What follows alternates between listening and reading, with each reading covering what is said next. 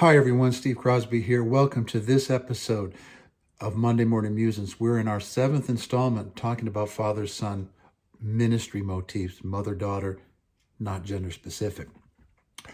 One of the ways where this topic can go bad, very darkly, very troublesome, is when the so-called alleged spiritual father and spiritual son or spiritual daughter relationship undermines, subverts, or replaces legitimate natural relationships, as in one's own parents. We're going to talk more in another episode about how predatory this practice is in the sense of a senior, older person preying on younger individuals who are experiencing either their identity crisis or coming into their identity. We're talking about that later.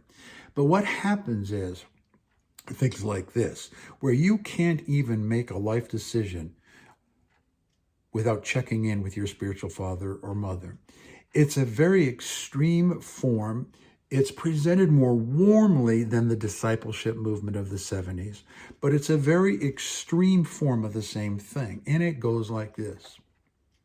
Well, we love your mom and dad, but they're really not as spiritual as they should be. And, before you make that college decision, before you make that decision to move, you should probably check in with us. And if we get a check in our spirit, you really can't go. You can't go to college. You can't make that move. And God forbid, if you're thinking of marrying somebody, your mom and dad, their judgment isn't really what it should be. We really love them, but we really hope they mature in their growth. And you really can't trust their judgment right now because they're just in a state of spiritual immaturity. And we're looking out for you. We're going to have to, your mom and dad aren't going to answer for your soul, but we're going to have to answer for your soul. The Bible says we're going to have to answer for your soul. So, before you marry somebody, you need to run it by us, and we need to. I wish I was making this stuff up. I have seen it. I have seen the damage that it has done. I have seen the lives that are destroyed. This is not mythology. The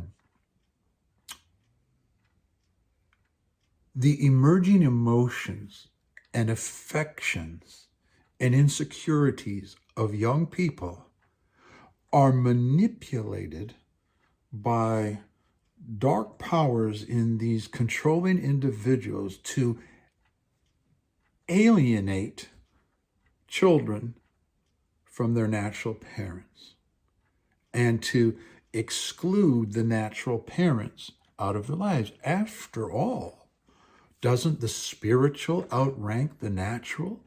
I know the natural is a pattern for the spiritual. And God's ordained the natural, but the spirit realm is a higher realm. And I'm your spiritual father or mother.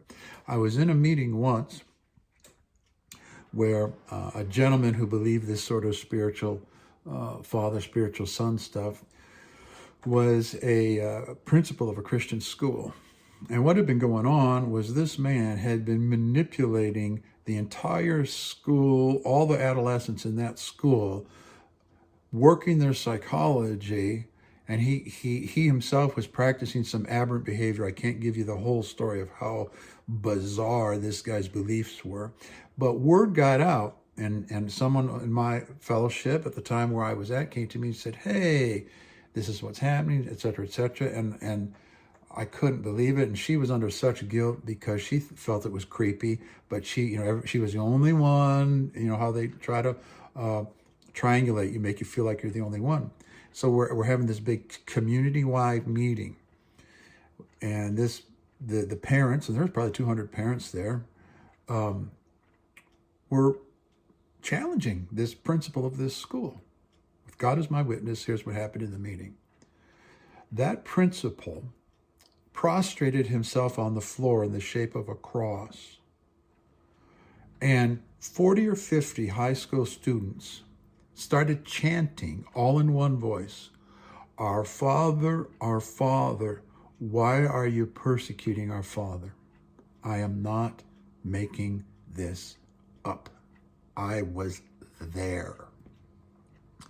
My point is, If you open this can of worms of this so-called father-son ministry, and you have the shaky hand of a surgeon with Parkinson's, or if you have unresolved issues in your own psychology, this topic will be demonically energized to the destruction of human lives.